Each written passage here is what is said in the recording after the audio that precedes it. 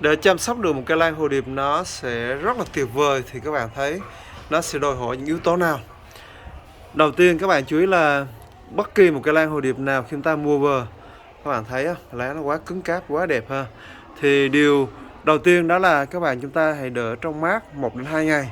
Đỡ trong mát không phải là chúng ta đỡ vào nơi có bóng tối hoặc là đỡ vào góc nhà, mà chúng ta hãy đỡ vào nơi góc vườn, nơi mà chúng ta sẽ định trồng cây hồ điệp. Ví dụ mình sẽ trồng cây hồ điệp ở vị trí này thì mình hãy đỡ cây lan hồ điệp ở cái vị trí như thế này, mình đặt nó ở dưới bóng mát một chút, ở dưới bóng mát một chút, đúng chưa các bạn?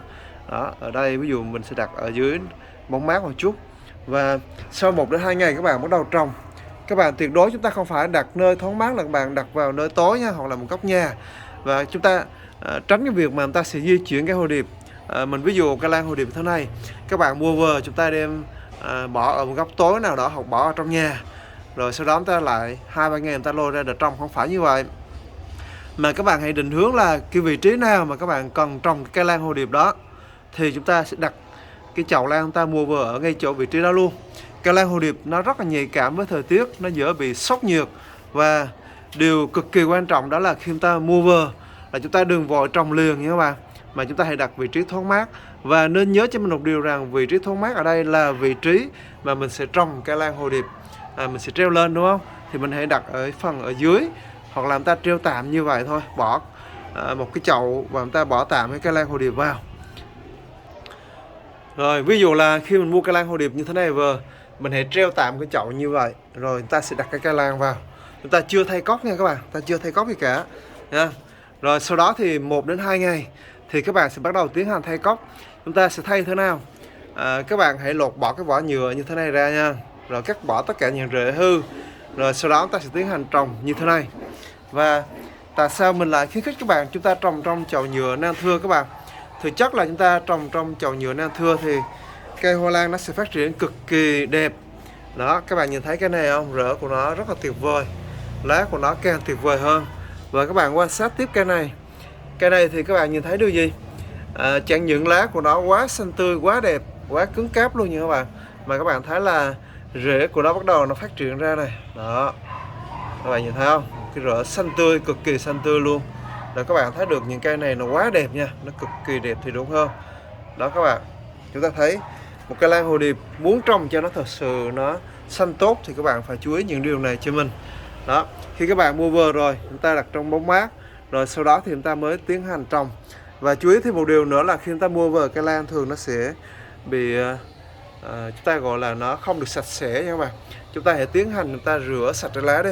Mặc dù trong quá trình chăm sóc là các bạn thấy lâu lâu thì nó vẫn đóng như thế này, nhưng các bạn hãy tưới nước thì nó sạch thôi đúng không? Còn lần đầu tiên các bạn hãy rửa sạch lá, rồi sau đó thì chúng ta mới tiến hành trồng. Đó, điều này hết sức là quan trọng nha. Chúng ta tiến hành trồng. Và cách chúng ta trồng là các bạn có thể tưới bơm 12, hoặc là các bạn sẽ tưới nha đam nha các bạn. Nha đam là như thế này này. Đây là những bệ nha đam nha các bạn. Các bạn nên trồng nếu chúng ta là người trồng lan chuyên nghiệp, hoặc là trồng lan theo cái kiểu là trồng cho vui cũng phải trồng nha đam nha. Các bạn hãy tách một bệ nha đam ra, chúng ta lọc lấy nước, xay lấy nước và chúng ta sẽ tưới cho cây hoa lan. Rồi, chỉ đơn giản như vậy thôi. Và các bạn nên dùng giá thợ đó là than. Chúng ta sẽ có một chậu lan hồ điệp nó rất là tuyệt vời, và nó sẽ càng tuyệt vời hơn nếu như các bạn chúng ta biết cách chăm sóc. Và nên đặt cây lan hồ điệp nơi thoáng mát nha các bạn. Vì sao chúng ta nói nơi thoáng mát? Cây lan hồ điệp thực chất là nó rất cần cái không gian thoáng mát. Dù nơi bạn sinh sống là miền Bắc, miền Trung hay miền Nam, điều đó không quan trọng. Điều quan trọng là các bạn hãy đặt nó dưới một tấm lưới lan. Tấm lưới lan thì các bạn nên chọn tấm lưới lan màu xanh nha. Ví dụ ở đây thì các bạn thấy tấm lưới lan này nó có màu xanh này các bạn. Màu xanh sẽ nhiều ánh sáng hơn so với màu xanh đen nha. Nếu xanh đen thì cũng có thể được, nhưng nếu không gian nơi các bạn sinh sống nó nhiều ánh sáng thì vẫn được. Nhưng mà chọn màu xanh thì lượng ánh sáng nó sẽ nhiều hơn, và chắc chắn là cây lan hồ điệp nó sẽ nhanh phát triển hơn.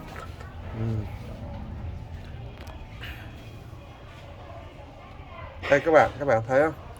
Quá nhiều rễ ha, rễ của nó bắt đầu ra từ những cái đó, những cái vị trí thế này, nó bám vào trong than này các bạn, bám chặt vào trong than luôn. Và chúng ta trồng than thì nó có một cái lợi thế là dù sau này cái lan hồ điệp ta trồng nó ra hoa rồi nó lại tàn hoa đi chăng nữa, thì chúng ta lột ra, chúng ta cắt bỏ hết thì chúng ta trồng lại thì vẫn dùng than như thế này nha các bạn. Như vậy than nó được xem là một trong những cái giá thợ vĩnh cửu để chúng ta trồng một cây lan hồ điệp. Đó, rất là tuyệt vời luôn ha.